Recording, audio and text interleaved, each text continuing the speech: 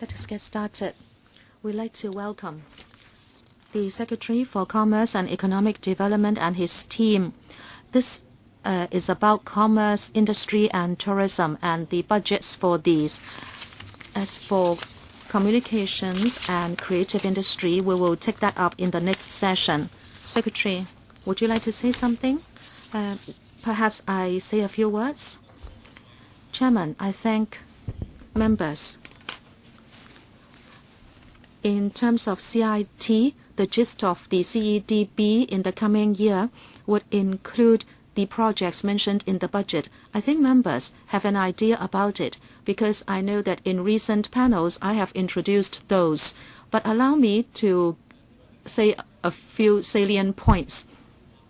In terms of our external relations, Hong Kong needs to find business opportunities and leverage on our own advantages, which is an international financial, business, and shipping center. Therefore, in terms of the Belt and Road Initiative, we will be able to find a lot of opportunities. In the days to come, we will continue to do what we have been doing in the last 8 months in liaising with the central authorities, the international market, and also with regard to Hong Kong's business and professional services, we'd like to provide more opportunities. On the 28th of June, together with the TDC, we are going to conduct the Belt and Road Forum, and we'd like to even do better than last year when we had another forum. And I would be very happy to take up questions on this one later. In terms of our external trade relations, in October last year, we signed the free trade agreement with ASEAN, and we'll continue to make use of free trade and investment protection agreements with other countries in order to develop our market and also to provide a better assurance for Hong Kong's investments. We will make use of ETOs and the TID as well as our bureau. We will continue to do this. In Hong Kong, we have been supporting SMEs. Apart from the existing funds, recent years we have the BUD Fund, which is the dedicated fund on branding, upgrading, and domestic sales.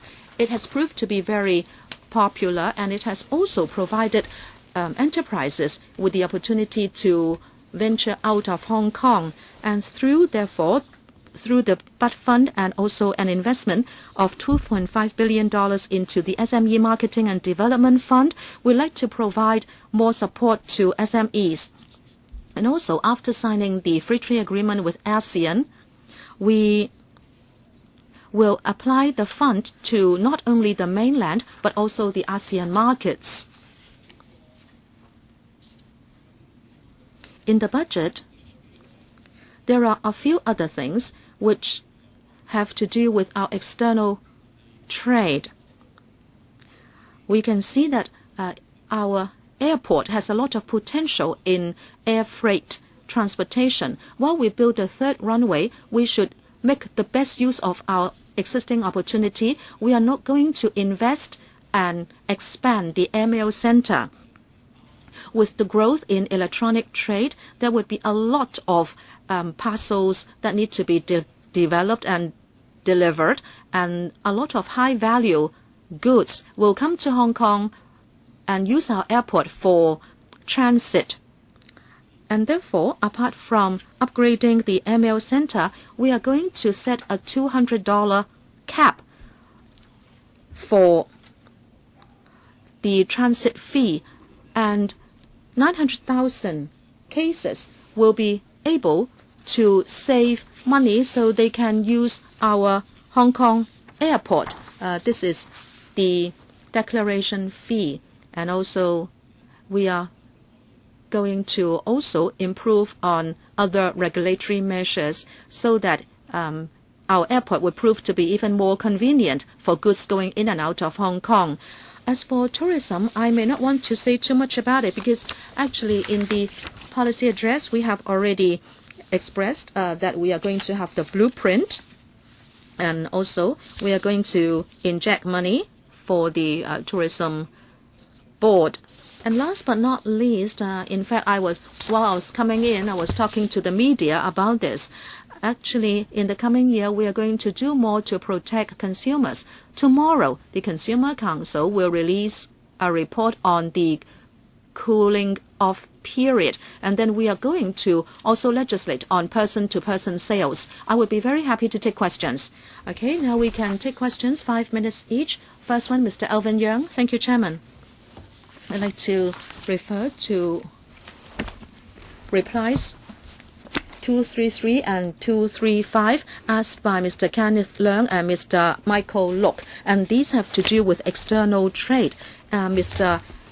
Kenneth Leung's question has to do with our ETOs and manpower establishment for the ETOs. My question is about this possible trade war between China and the U.S. In fact, Hong Kong is already affected. I can see that in reply 233 in that table there, in the Washington ETO, the estimate for 2018-19, that is actually a little less. Now that we face a new trade situation, is this enough? I'd like to ask the Bureau what strategies you can adopt to respond to this possible trade war, and that is how you can lobby the U.S. Trade sector that it should not harm Hong Kong. Secretary, I thank Mr. Alvin Young's question, and I thank him for showing concern about the manpower at our ETOs. Very often, many people think that when you are so far away, you might not have so much to do. But exactly as in these situations, with regard to the recent trade conflict between China and U.S., this is not only the Washington ETO, but our Geneva ETO and also the Beijing ETO, including the Bureau here in Hong Kong. We are working on this together. The Washington ETC has to act on our bilateral discussions. Say, for example, through the Washington ETO, we would take up matters with the U.S. Ministry of Commerce, and we would send papers, and we would be corresponding with them, and they are also there to collect information at the U.S. And the Geneva ETO, where there is the WTO, and they have spoken at WTO meetings. The TI department would support our bureau in Hong Kong. To answer Mr. Young, if something happens within a period, it is not possible for us to increase manpower just for that period of time. But my own experience is that compared to the days when I was stationed at Washington, the manpower complement has shrunk.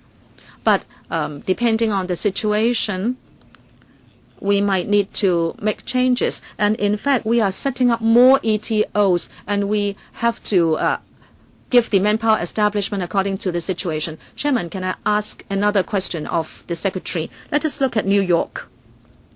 It has quite a big establishment as well. Can New York support Washington in this trade war and offer help to Washington? Is that possible, or will you make special arrangements? Thank you for that question. In terms of bilateral correspondence, that is government to government, we can only ask Washington ATO to do it because they have been doing the liaison. But as Mr. Young was saying, if we do lobbying work, then it's not just the New York ETO. The San Francisco ETO is also helping out, because lobbying work should be done in such a way that we should analyze the effect of such trade conflicts on the particular sectors in the U.S. That is going to be very important. And in this period, if there are other major issues to be tackled, we will ask staff in that region to do something together. If the trade conflict continues, we might continue drawing in other ETOs and ask them to help. Can the Secretary tell us about their strategy of the ETOs in the U.S. for if more lobbying can be done on businesses and the public, the work would be might be more effective. On a whole, we would rely on our long-standing relationship with businesses, for example, with the financial and services sectors in New York. And for the San Francisco EDO, our relationship in California, etc.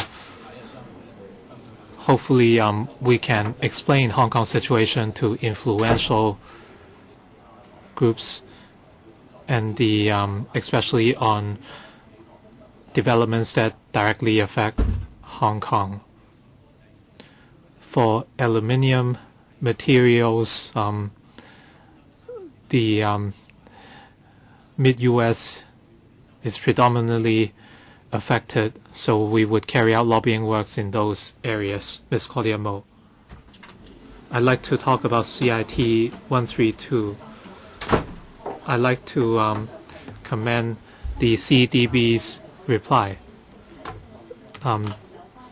This is incredibly clear, and that is the retention of British Crown markings on posting boxes, and the matter has dragged on for years.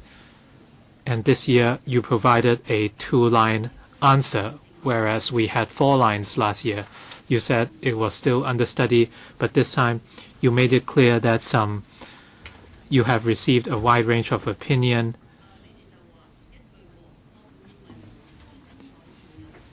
You said we do not consider it necessary to change the markings or ciphers on the existing old posting boxes. So the answer is extremely clear, which is great. For question 131 about Ocean Park. You are giving $300 million to Ocean Park when they should be self-financing. You said they are Hong Kong People's Park, but they charge for admission. This is not a free park for Hong Kong people. In the last 10 years, many Hong Kong people were reluctant to visit Ocean Park because they were full of mainland visitors.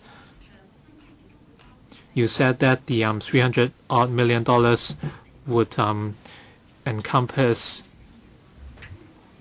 tourism and education, but you should rather take the students to Wetland Park. You talked about a new 3D projection come water light show. I think this is just meaningless. We are talking about more than $300 million. So apparently this has nothing to do with the 10,000 free tickets. Your original presentation was very wrong. So I'd like to know about this $300 million allocation to Ocean Park. Is this really necessary?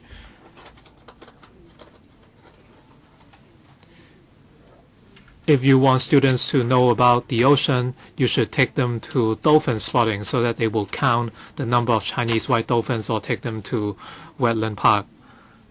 If you set this precedent, if you are to fund Hong Kong People's Park, what about Hong Kong People's tea restaurants? Are you going to provide them with funds as well? Thank you very much. First of all, Ocean Park is a tourism facility, but it is also a statutory body.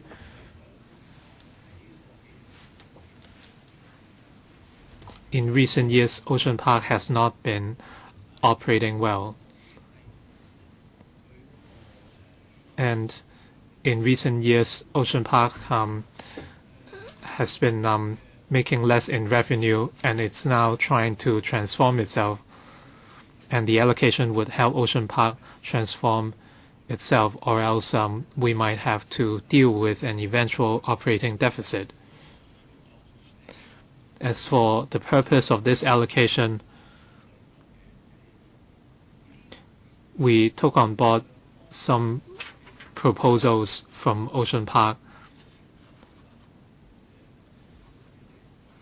and their proposals have addressed some certain views from the public. For instance, there are calls to diversify Ocean Park so that it can cater for different audiences. Ocean Park can no longer use marine life as its selling point. If you have visited Ocean Park recently, you can see that Ocean Park has done much more in terms of conservation. One of their niche areas is conservation education. So part of the funds would be used for cooperation with schools, and this would appeal to local families and students. Recently, they made an investment at the new entrance. There is a new attraction, and they have introduced a water light show, and the park was also open into the night, and they helped provided a night destination for tourists. Your time is up, Mr. Charles Mao. I'd like to ask about question 271 and 265. 265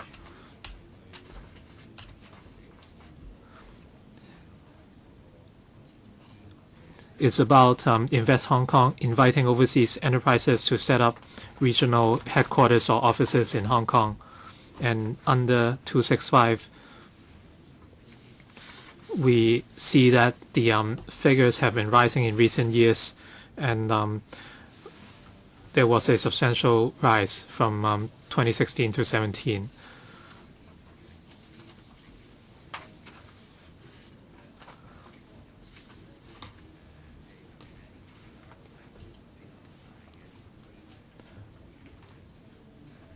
In recent years, a number of big companies chose to have their regional headquarters in Singapore rather than Hong Kong. And you also talked about startups in under question 271. And my first question is,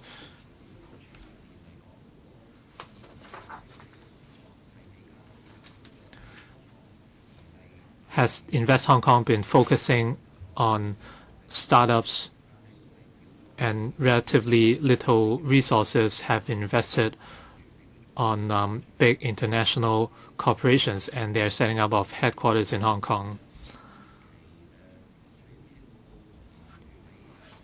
In the recent policy address and budget, it was mentioned that Cyberport would be given $200 million.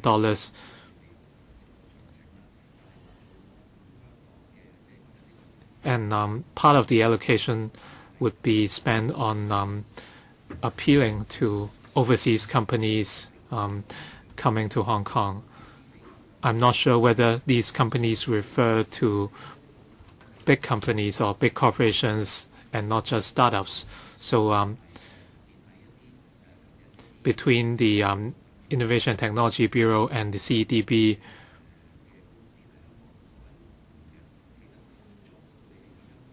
what is the division of work in terms of attracting technology firms to Hong Kong? Apparently, Invest Hong Kong would do something, and the same goes for the ITB.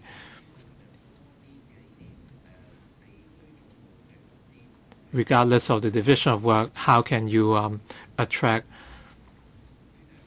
overseas companies to set up regional headquarters in Hong Kong? The answer to the first question is in the negative, and for the second question, Invest Hong Kong does not just serve the CEDB. Even though they report to me, they do not just serve my bureau.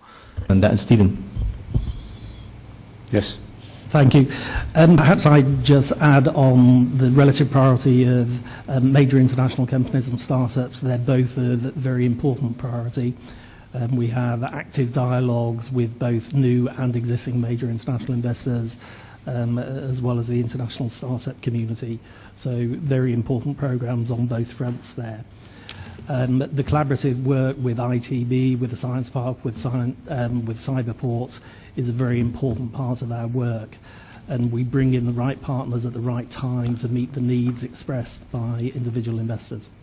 Well, but while we're talking about the budget, of course, we understand that Cyberport has received some money to try to attract foreign companies, particularly probably tech companies, to come to Hong Kong to establish their presence. So in terms of resources, some of these resources are going directly into some other bureau and organization to carry out that work. So I just want to make sure that how do you make sure that these two, you guys are really working together with them in terms of coming up with the strategies and so on, because sometimes the strategy is decided by whoever has the money. I don't know. Sometimes it works that way. Does it work that way?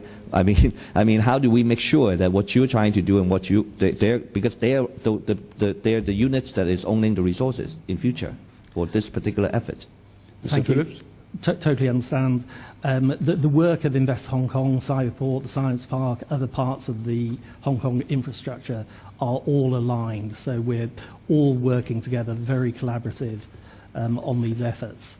So quite often Invest Hong Kong will have the initial conversation with a company overseas, and then we would bring in Cyberport or we'd bring in Science. Well, anyway, I'm running out of time. I just want to make sure that you guys are going to be focusing more on attracting international company headquarters to come to Hong Kong. Next, Dr. K. Kwok.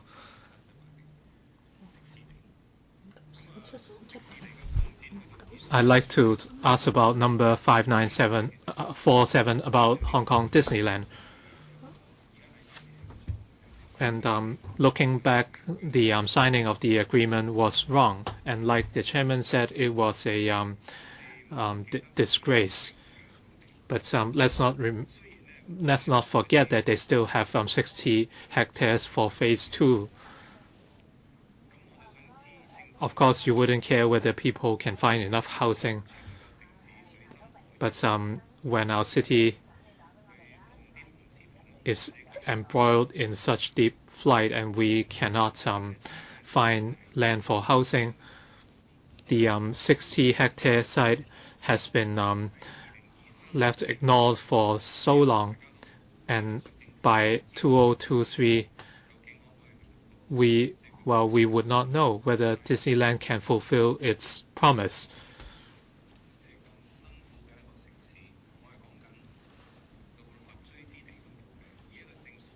And we lack land in Hong Kong, while this site has been left untouched for 16 years. Are you planning to deal with this 60-hectare site with other bureaus so that it won't be left unused? We should use it for housing or other meaningful purposes.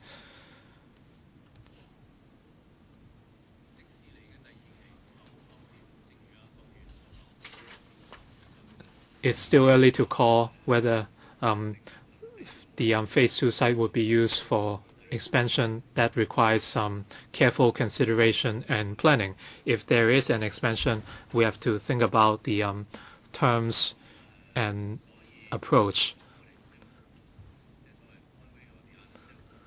So this is not about one way or another, and we still have time on our hand. I agree that if the site is left unused, it is not ideal given the circumstances today.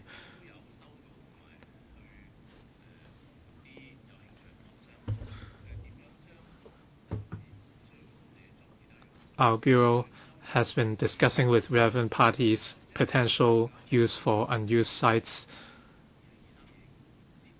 Before 2023 or 2025, could these sites be put into suitable uses? This is something we are considering. Recently, we received some proposals, and they would be given due consideration. So I agree that this is something we must think about.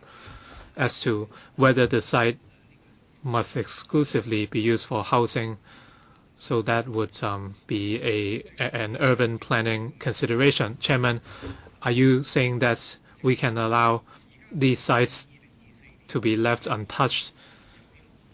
And after 2025, Disneyland might have to discuss further with the government. My question has not been answered. Shouldn't you be more serious in tackling this together with other bureaus? We are talking about 100,000 families living in subdivided units. A whole family lives in a space of about 100 square feet. You should not be this inhuman. You should do something. If this is outside the jurisdiction of your bureau, you can take it up with the Development Bureau or the Housing Bureau. I don't want you just to leave the sites idle when we are in such a difficult time. You shouldn't say, this is not my business, I can't do anything about it. That is not an answer. Chairman, as I said, we should look at this from two aspects. Number one, the land is left idle because it has not been given a particular use. I agree, we should find a way to use it, and it is being done. As I said, recently, we have thought about feasible options. Can you let us know what they are? Chairman, the proposal is only an initial proposal, and I have not got the consent of that proponent. Is it for housing or for temporary development? Chairman, please, can I be allowed to go on? If I don't have the consent of the proposer, I really cannot divulge the information. Secondly, Dr. Kwok's concern is also our concern, and that is housing. As you know, under the Development Bureau, there is a task force on land supply, which looks for land for housing, and they will be conducting broad public consultation very soon. Our bureau will be very happy to work with the entire government. Next one, Mr. Wu Chi-wai. Just now, members talked about the trade war, and I'd like to refer to answer 240. You say that riding on the opportunities of the Belt and Road Initiative, you intend to set up ETOs in India, Korea, Russia, and UAE. Will you call those ETOs or Belt and Road offices? I'm just asking for the name of those offices. Please answer that first. They will still be ETOs, Economic and Trade Offices. In other words, the naming of the offices will still be ETOs. Well, Belt and Road is one of the initiatives. Well, that's good, because it seems when we discussed a paper, you said that you would apply the concept of Belt and Road. But if you still use the name of ETO, then even if there will be different national policies, Hong Kong will still be properly positioned, and that is to attract international investment to Hong Kong or to take our investment projects overseas. Next, I'd like to work about your work indicators. This is from the same reply. You say that with regard to overseas ETOs and Invest Hong Kong, you think that you have set enough indicators for them, that the existing indicators are effective. But I can see that the indicators are quite different. Say for Invest Hong Kong, the indicator is about the effectiveness of its work, meaning how much capital from Southeast Asia can be brought to Hong Kong. That is a reference point. But for overseas ETOs, in terms of investment promotion, it is only about 7% of their work, and their indicators are not the same as those for Invest Hong Kong. I'd like to ask you whether you would correct this, because when we talk about indicators, they are more like work indicators to me, say how many exhibitions, talks, or seminars a year. But as ETOs, we would expect them to be able to do something like the Invest Hong Kong, say to bring direct investment to Hong Kong, and also through their work, more investment should come to Hong Kong as compared to Southeast Asian countries and even throughout the world. I can't see that kind of indicator. Can you reset the indicators? Well, I was trying to give the floor to the Permanent Secretary, but I will ask again because Mr. Wu has asked me that question 3 or 4 times. And conceptually, I agree with you, Mr. Wu, that we should always update the indicators so that we can always have objective yardsticks. And in fact, Mr. Alvin Yeung's question, in a way, answered part of your question, Mr. Wu.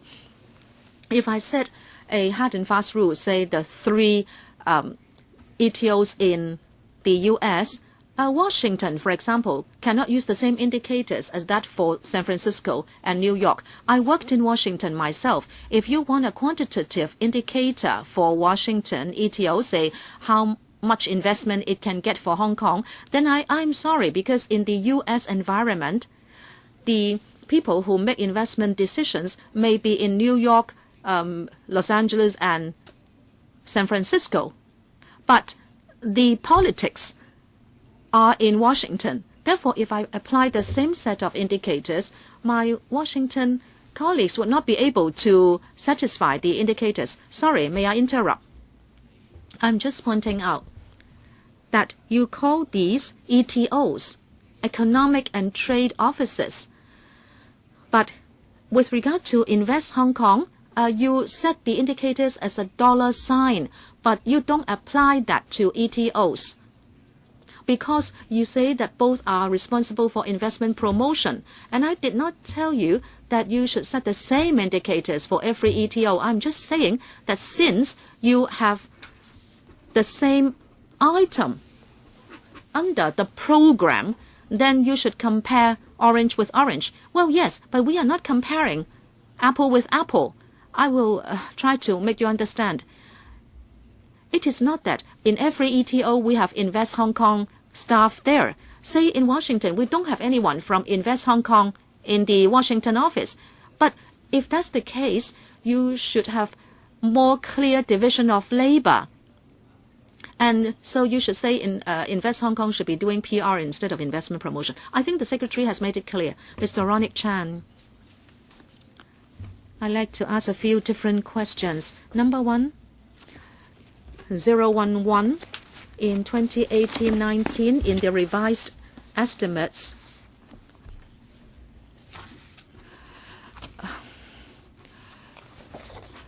$341.3 million would be increased so as to allow the Hong Kong Mortgage Corporation to tackle bad debts and other necessary expenditure.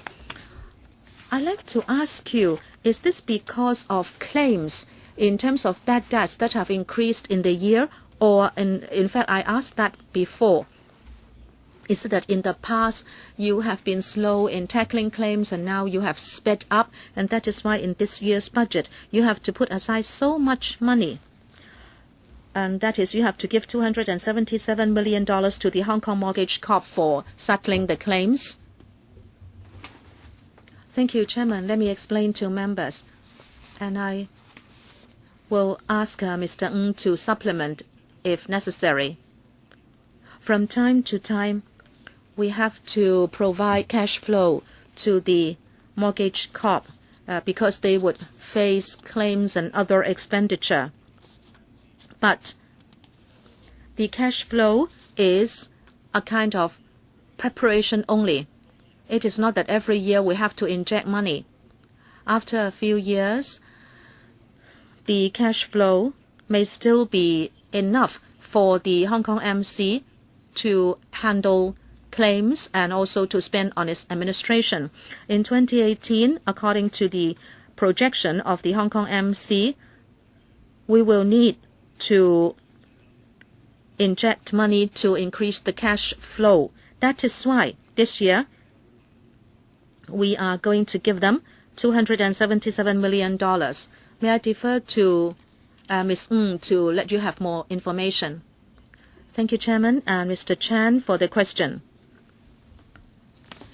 It was explained just now that the Hong Kong MC receives claims for compensation. and the time for processing such has been shortened because of streamlining of the procedures, and it is now settling these claims. It estimates that in 2018-19 it should have to make more payment than in 2017-18. That is why we need to provide more money for its account to tackle the possible expenses. Okay, thank you. 045. This is a question in reply to Mr. Felix Chung. It is said that there are 1.8 million users, and every year you are helping with 24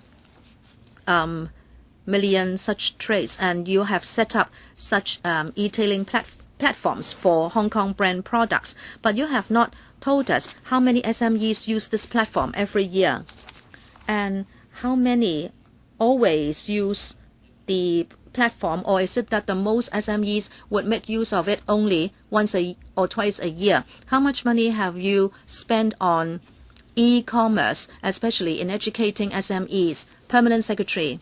Thank you, Chairman. The TDC has as its main target SMEs, because we have over 300,000 SMEs taking up over 90% of enterprises in Hong Kong. Naturally, the TDC should serve SMEs.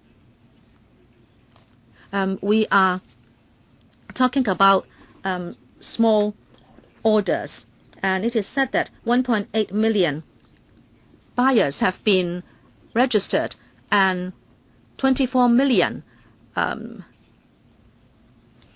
transactions have been facilitated. And I can say that most of that has been executed by SMEs.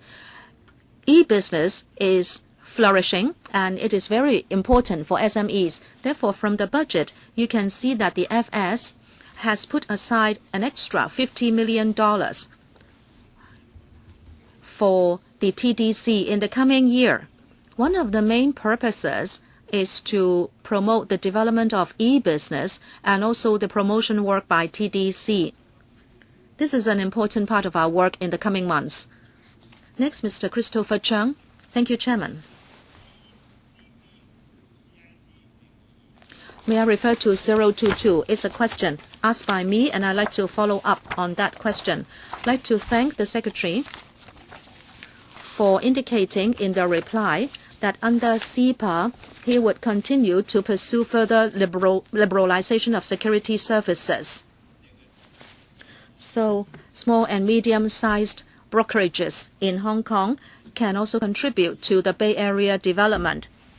As the CE, Carrie Lam, said at a ceremony yesterday, that we should also take part in the Belt and Road and Bay Area development of the country. I'd like to ask how you would cooperate more with chambers of commerce or trade associations, and how the TDC and trade associations can work together with government. Can you give us more information, and will you also inject more resources into publicity? The second question is the U.S.-China trade war. It seems there is no sign of it stopping.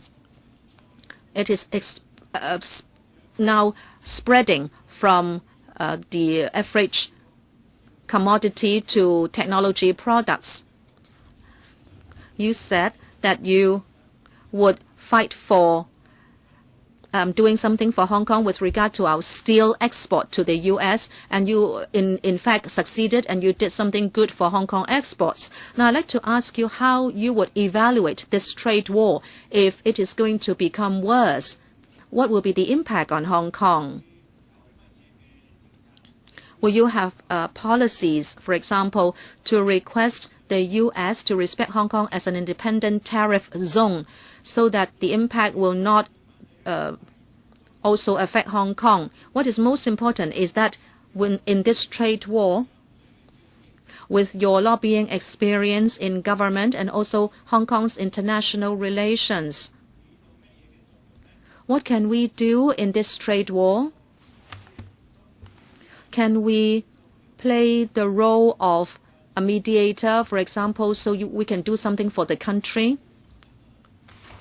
I will ask Mr. Yong to answer the question.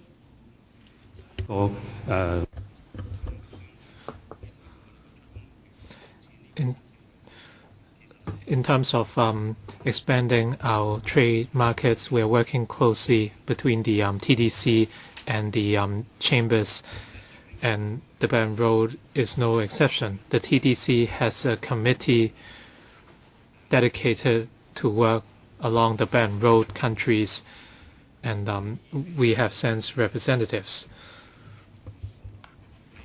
As the Secretary said, at the end of June, TDC ourselves would convene a Belt and Road forum, and I'm sure trade representatives and chambers would actively participate.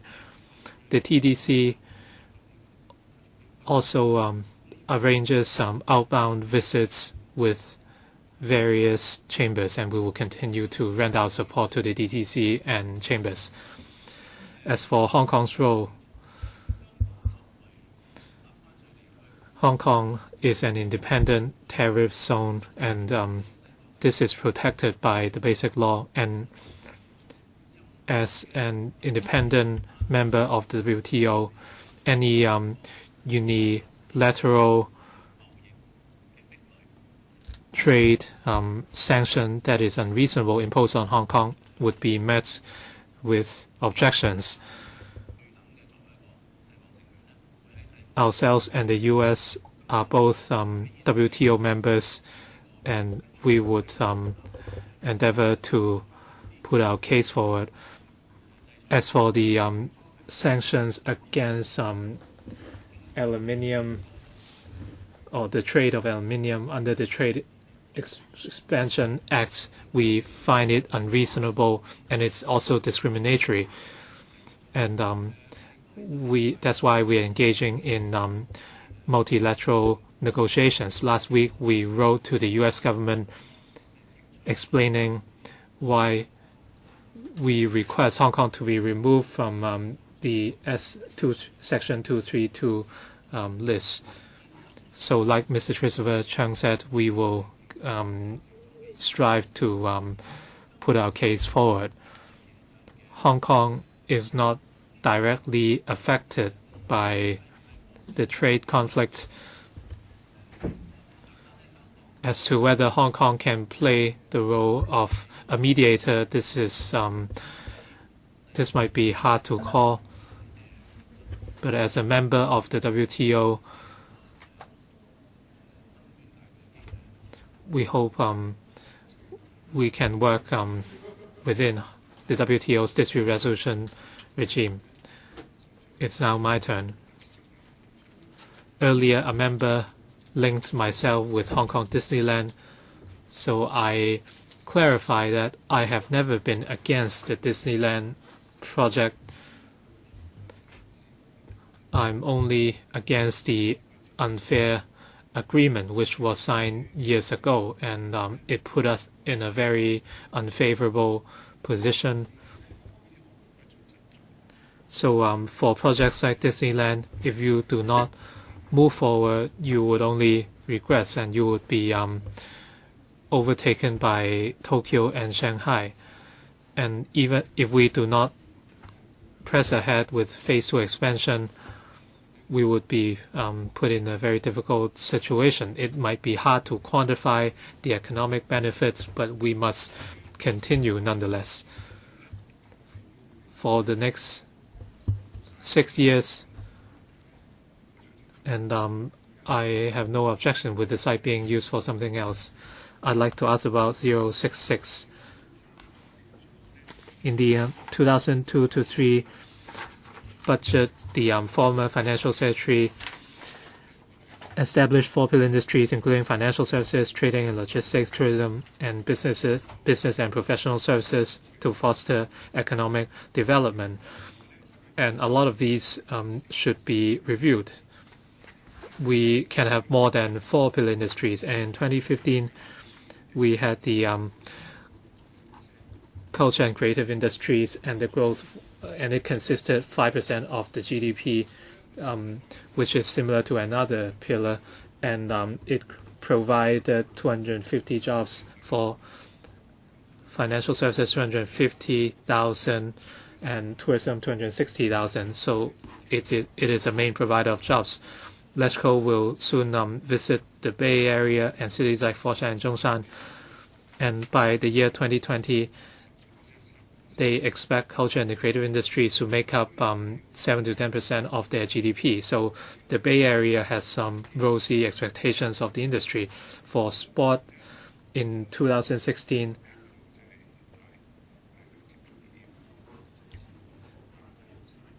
and we learned in the National People's Congress that that China's sports sector comprised had a value of $2,000 billion. So why can't we introduce an extra pillar or two? One would be culture and the creative industries. If you want to reach out to the young people, this is something you must do because this is something they love. For sport, this is something we can work on as well. The value of the sports sector in our country is $2,000 billion, and at Sunny Bay we can have a multi-purpose racetrack.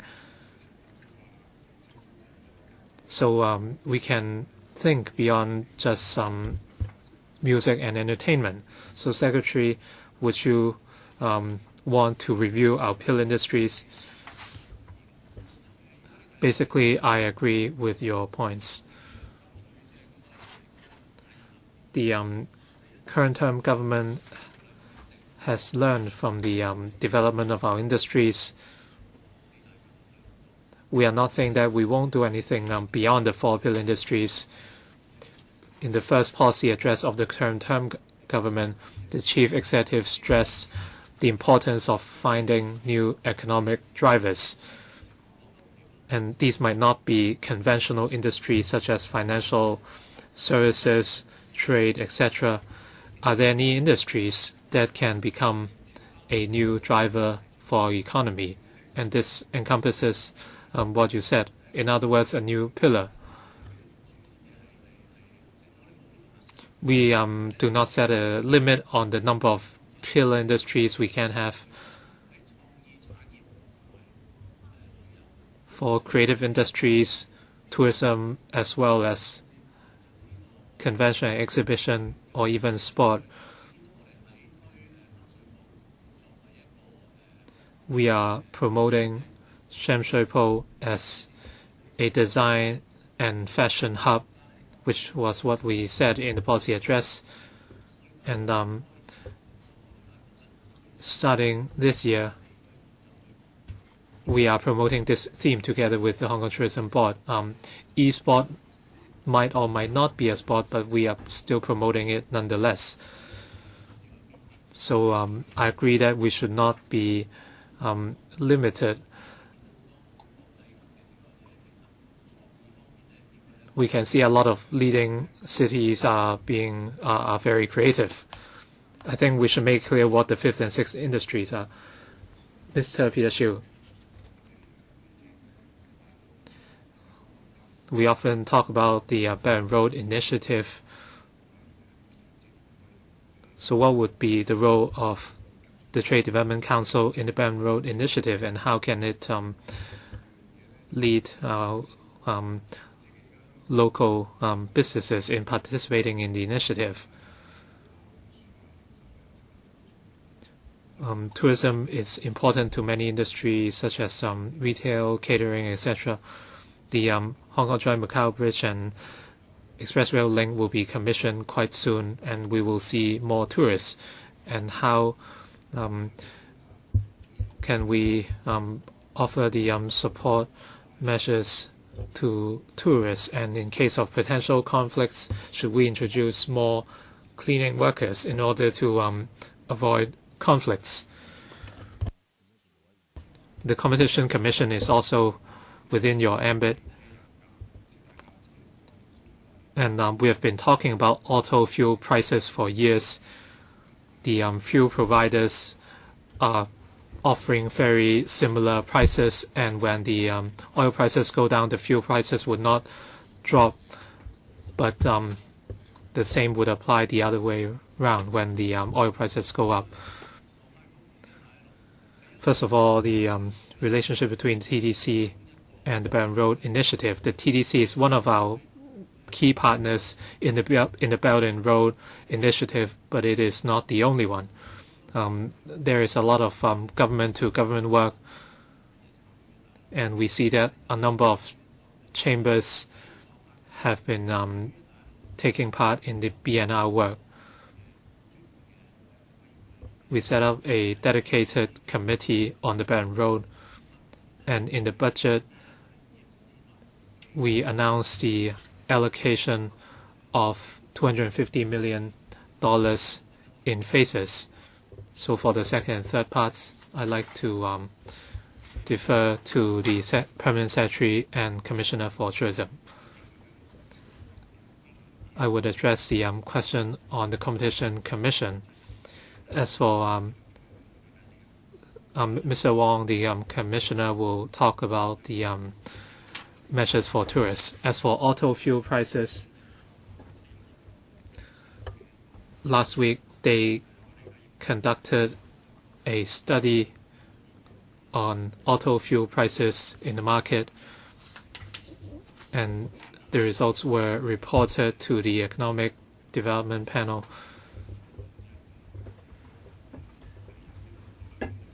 And the Environment Bureau also had discussion, and there was an exchange of views. The Environment Bureau is still studying the recommendations of the study, and it will share its views with the LESCO panel when appropriate. Commissioner.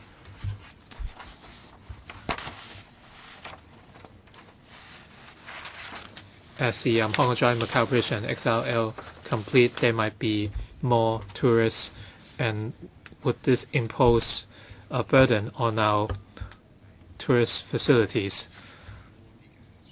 First, we have to consider whether we can offer extra options so that tourists would not aggregate in certain spots like Causeway Bay and Mong Kok. This, if we have more destinations or attractions, we can help spread out the tourists and offer more diversified experiences. And we have come up with new tourism products in some districts. For example, in Wan Chai and Sham Shui Po, we would provide new products. And at Sham Shui Po, we are working with the Trade Development Council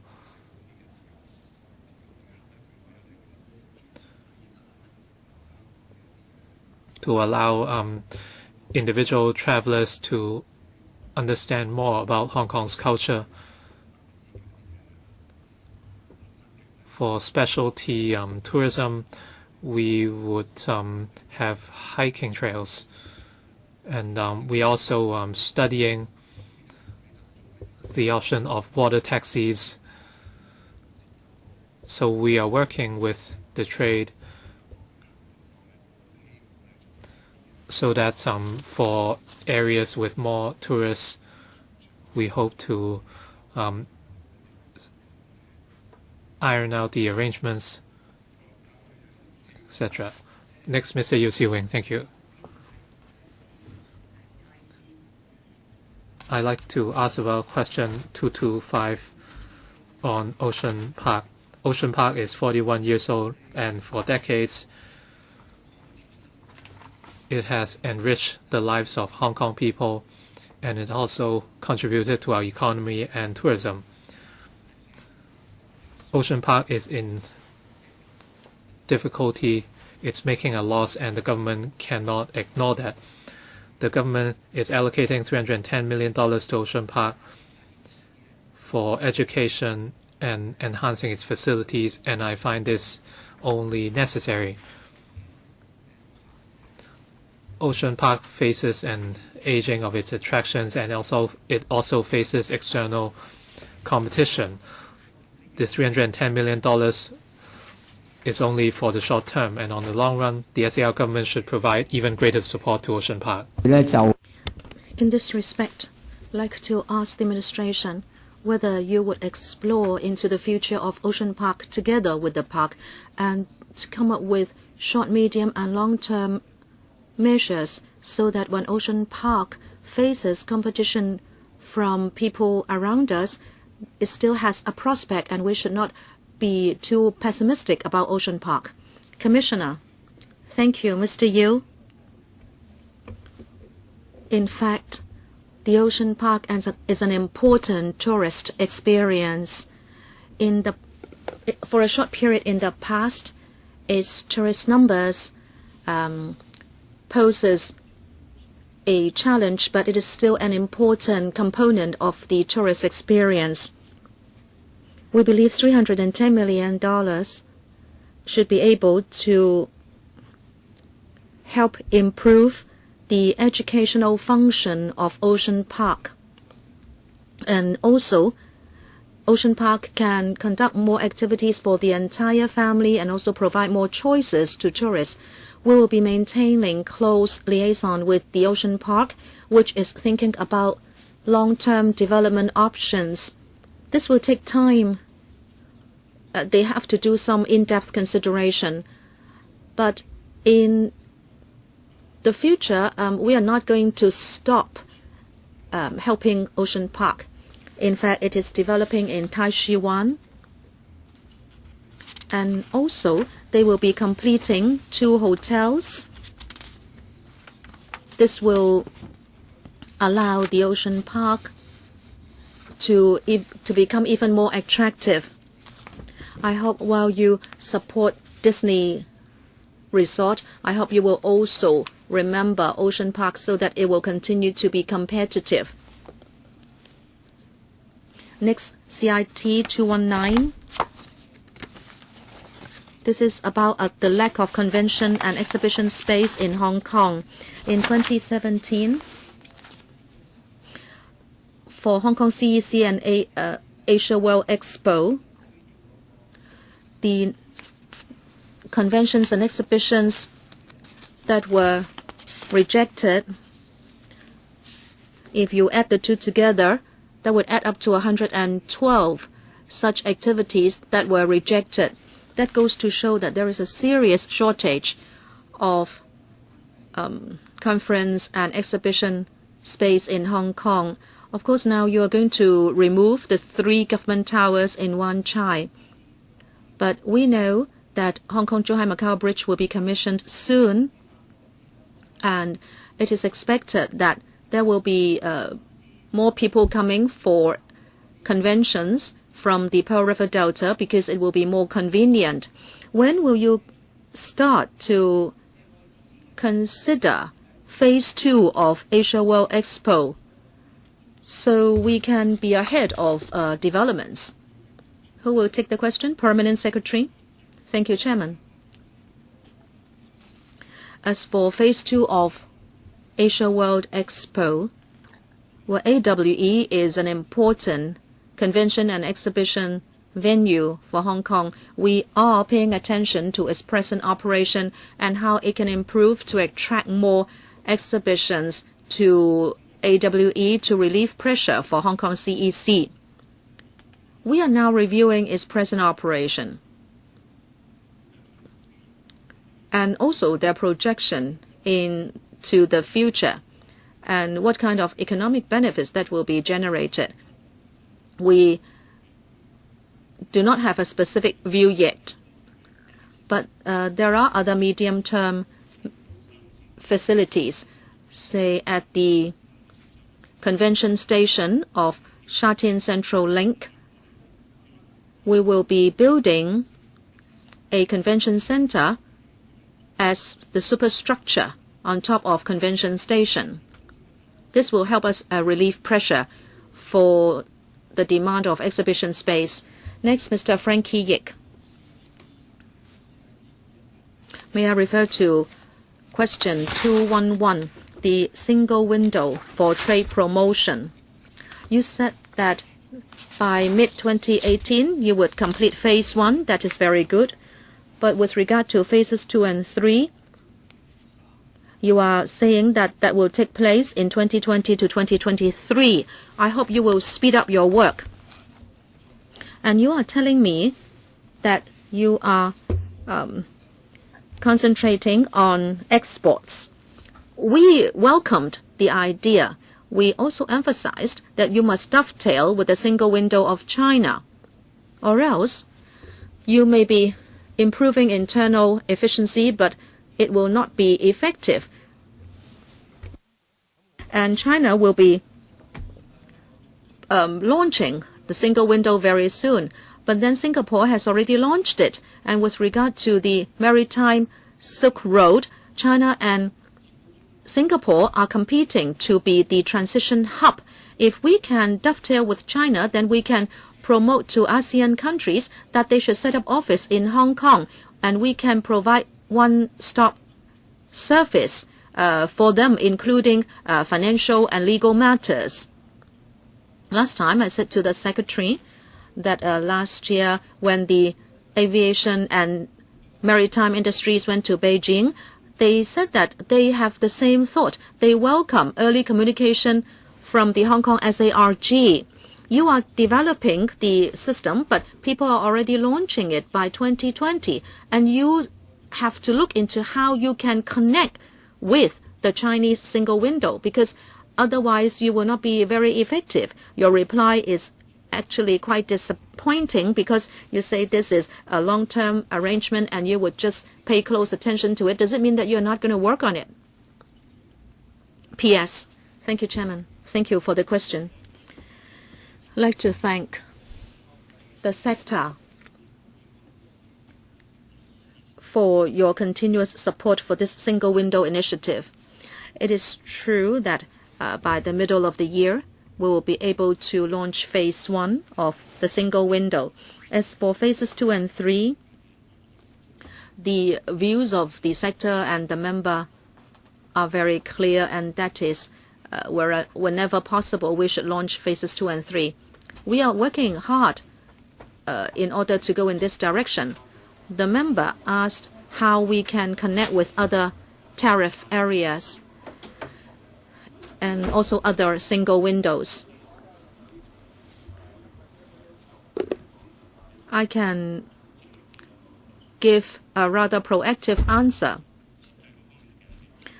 We have already made available possibility for connecting with other single windows, including that of the mainland. That is already in the design. And also, we can even connect with private single windows in the future. When we have actually set up the single window infrastructure, it will be a comprehensive one. Together with the Customs and Excise Department, we are maintaining close liaison with the mainland on the operation of their single window. And if necessary, we will see how we can effectively connect with their single window. As for the latest progress, in May, in the CI panel, we will be reporting the latest progress, and we can then have a detailed discussion. Thank you, PS, for that more positive reply.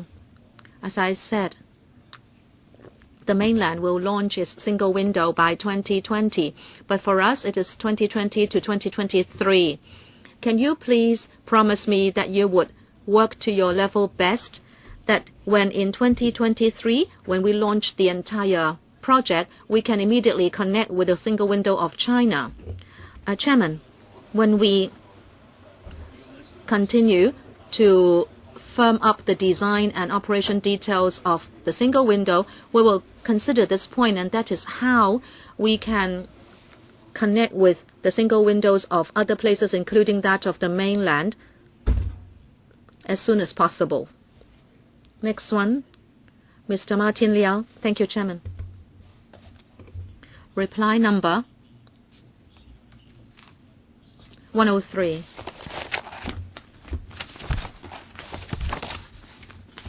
There is one item here that you have to pay more to the WTO. You have increased the estimate for it.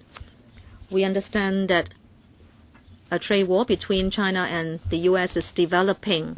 I'd like to ask whether you expect the WTO to take major measures in order to tackle this trade war. And secondly, what is the impact of that trade war on Hong Kong?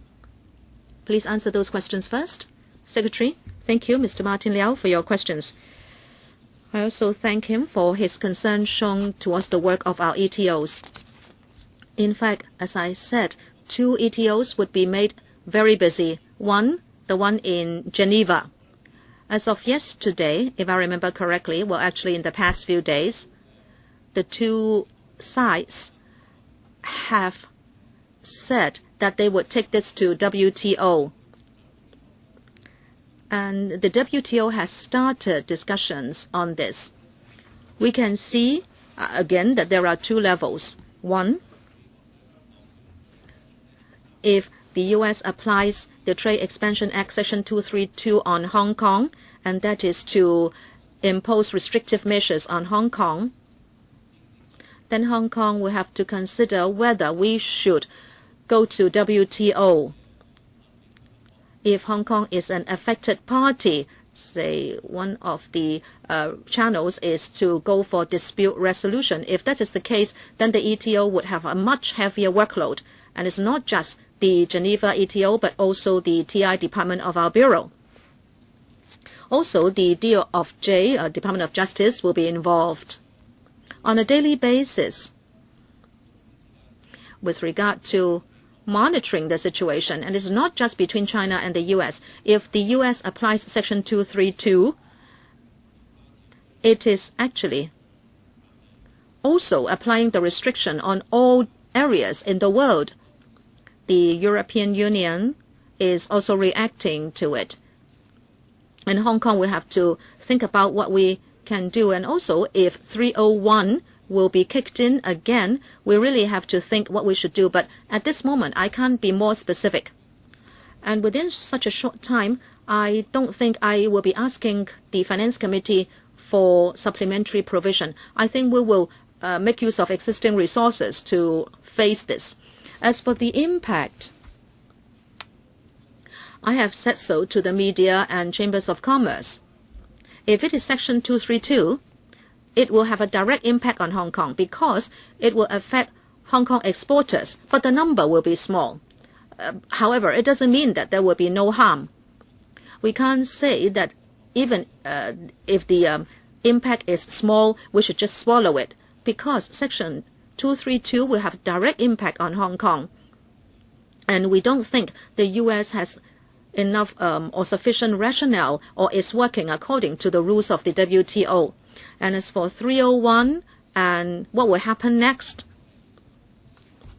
it is difficult to comment on the possible impact. If it is on re-export trade, it will be about $60 billion every year. And that is re-export trade between China and U.S. And that will take up 20% of our re-export trade. But the indirect trade on investment, finances, and how the impact will be, well, that has to be kept under review. And that is why we have to maintain close liaison with chambers of commerce so that we stay alert to the situation.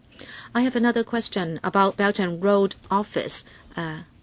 You are going to have another allocation of $4.1 million.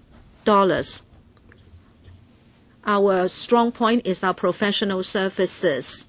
Will your Belt and Road Office promote Hong Kong's professional services under the Belt and Road advocacy? I agree with you, Mr. Liao. Professional services is what stands out in terms of our external trade and business relations. Our business partners also value highly our professional services, including finances, legal, insurance, and even construction services. In early February, in the Belt and Road seminar in Beijing, we attended together with 120 representatives, and recently I led a trip to ASEAN, and the trip was also attended by professional groups. Going forward, we would encourage professional bodies and chambers to convene joint activities or visits in order to achieve such means. Mr. Oden Chao, I have 3 questions. I'd like to talk about question 027 first. This is about the airmail center at the airport. With the proliferation of e-commerce, the airmail center might have to be enhanced in the future.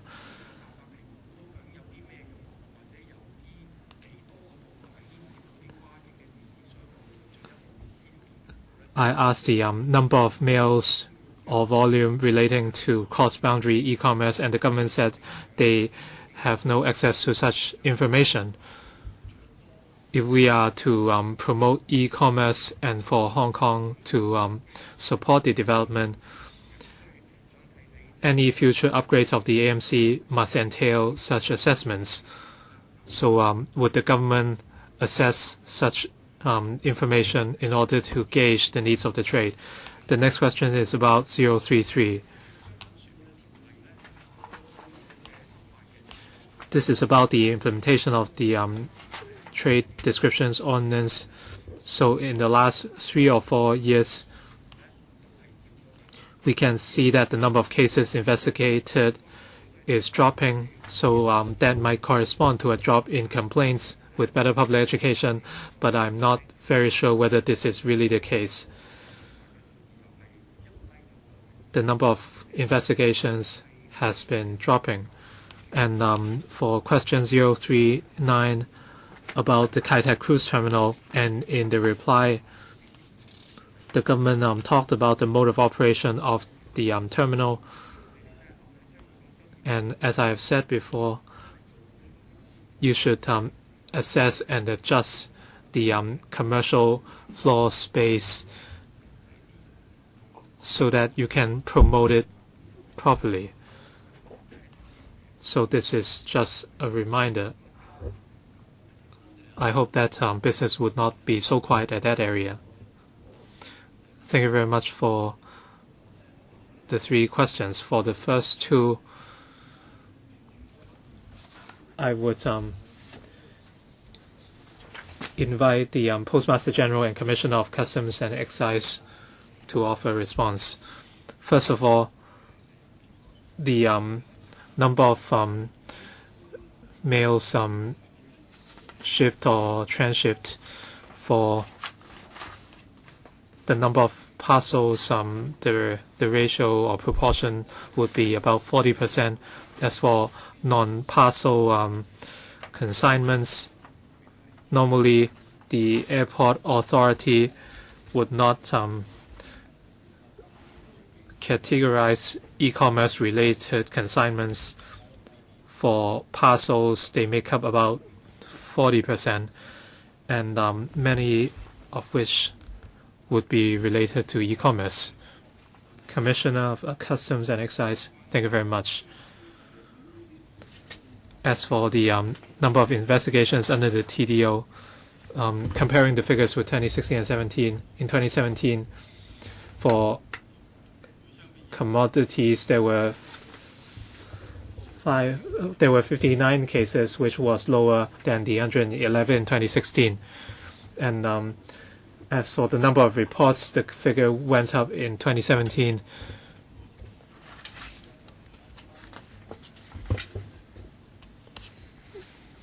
So the number of investigations dropped drastically. I think that is because a lot of complainants found out about the real situation after an elaboration, and such they withdrew their complaints.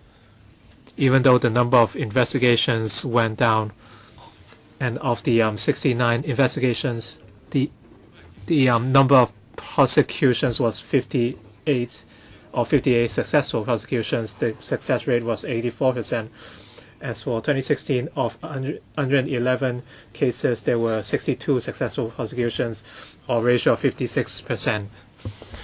And the Customs and Excise will continue to enforce the ordinance and endeavor to enhance our success rate in prosecutions. I have a follow-up question. For the AMC, you have no such assessment at the moment, but hopefully you can try to gauge the trends in the future. For the AMC, we are willing to invest in it, or else we would not be investing $5 billion for an expansion. And this is certainly has to do with e-commerce. But in terms of the breakdown or categorization, we might not be able to answer your question.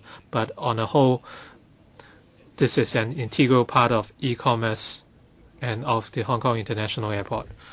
Mr. Kenneth Lau.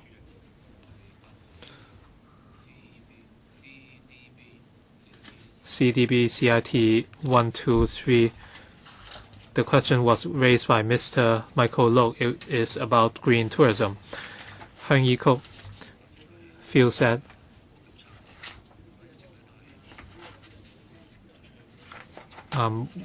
we have been asking for improvement in roads and pier facilities in remote areas, and the government has been responding to calls for such facilities at green tourism spots. For example, the Kai To service between Ma Liu Shui and Lai Chi Wo, and a ferry route between Ma Liu Shui and Ap Chau, etc., and the improvement of existing routes. These would help facilitate villages and tourists who reach these remote villages. And with more visitors, I urge the government to improve the electricity and power supplies as well as roads at places like Kat O. As for Geopark, the unscrupulous taxi drivers are operating rampantly, and tourists are often conned. And the government is creating a new minibus route between Pak Tam Chung and the East Dam. So when would the route be put in operation? Thank you very much. As for the unscrupulous taxi drivers, we would refer the issue to the relevant enforcement agencies. As for the green mini bus route from the East Dam to Pak Tam Chung, as I know, the Transport Department has consulted the Trade and Sai-Kung District Council, and they are considering the views received. Next, CDB CIT 036, Ms. Oden Chow raised that question on the tourism development in the Bay Area. Can the government provide any figures? With the Hong Kong section of the XRL and Hong Kong Macau Bridge being commissioned soon, what opportunities would they bring to Hong Kong, and what impacts would they have on public welfare or interests?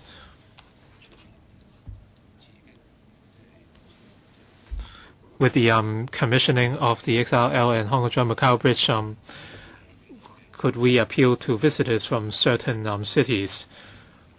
And do we have enough capacity in catering, retail, and accommodation? And with the commissioning of XRL, would districts like Yau Chim Mong be overcrowded?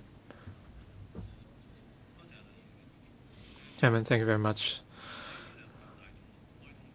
with the commissioning of these two infrastructure, that is the XRL and Hong Kong Drive Macau Bridge, there would be greater convenience for tourists. But as we have explained before, through the Bay Area and Belt and Road developments, we hope to promote our policy of single journey, multiple destinations, and we want to appeal to short, medium, and long-haul visitors. In the past, the average stay was just over 3 days. According to the figures of HKTB, the figure was even lower last year. If they only visit Hong Kong, they might not have a lot of things to see. And with the commissioning of these two transport infrastructure, we hope visitors can reach neighboring cities easily, and hopefully they can stay longer in our city. So that should be the focus of our work.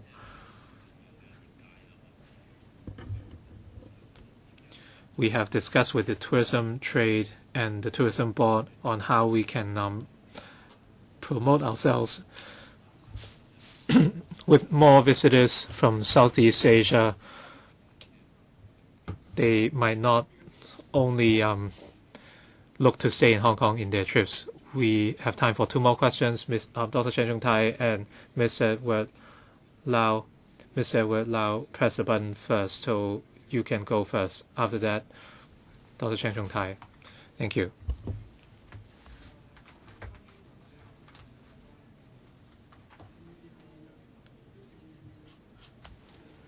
And I'd like to ask about question 18 and 170. Both are about consumer rights. Recently, I have been dealing with the cases on the closure of a travel agency, and I also met the chairman of the compensation fund this morning. The legislation is certainly outdated, and nowadays many people would buy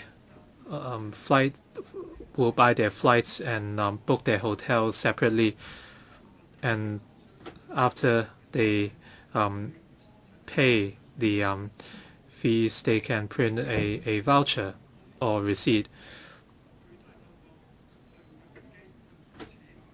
And many consumers might make bank transfers or withdraw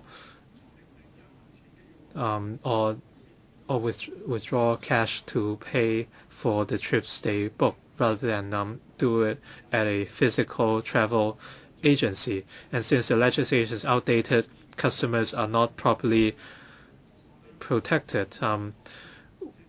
LegCo is scrutinizing the tourism bill. So can the legislation be updated in order to plug the loopholes I mentioned? We often receive complaints on beauty companies or gyms. They often coerce customers into joining certain beauty and fitness plans, and these might last months or even years. Many customers might not have thought things over when they make the deal, and they might be forced to sign in a or forced to stay in a very uncomfortable environment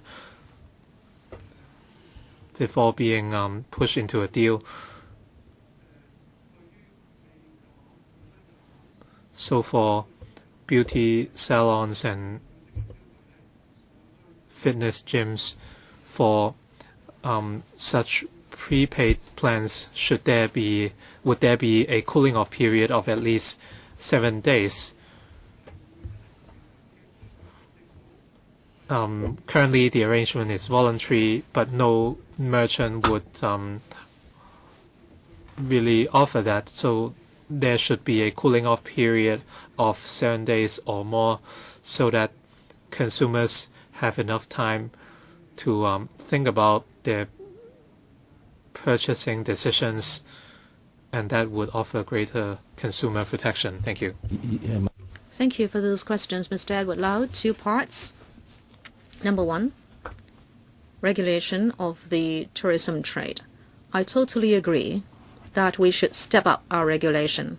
That is why it was last year that we tabled the Tourism Amendment Bill to LegCo. And also at the panel, and also when I faced the media, and also I mentioned this to the chairman of the Bills Committee that we should make the legislation fast. Mr. Lau mentioned that people who join group tours or when people buy tickets, now how they should get the stamp of the Tourism Commission. Now everyone of course should do it, but we have heard from the industry that this might be unfair to some existing operators, and this would be for the Bills Committee to try to forge a consensus on.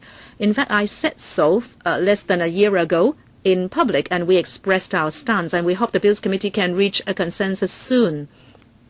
Because if the controversy goes on, what we say will just be a talk shop and the bill cannot be enacted.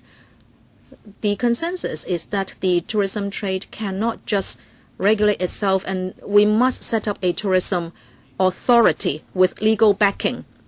The bill has been tabled for a long time, and over 10 meetings have been convened, and yet the scrutiny has not been completed. And therefore, we are not able to deal with those issues still, and I would urge the Bills Committee to complete its work as soon as possible.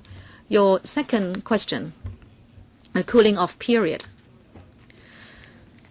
Today, the Consumer Council has submitted its report. Tomorrow, it will release the report to the public. It will be commenting on industries which have been the subject of major complaints and where the amounts involved are high and where aggressive promotion tactics have been adopted, including the beauty industry, and it will be proposing for regulation to be done by government.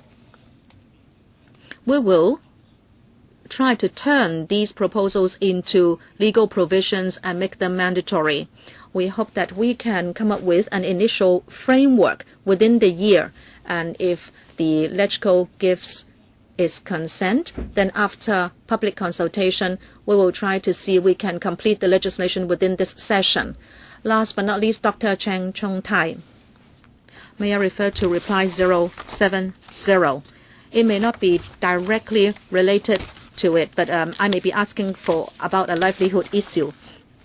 Many members asked about the cruise terminal and how we can attract more individual visitors or group tours.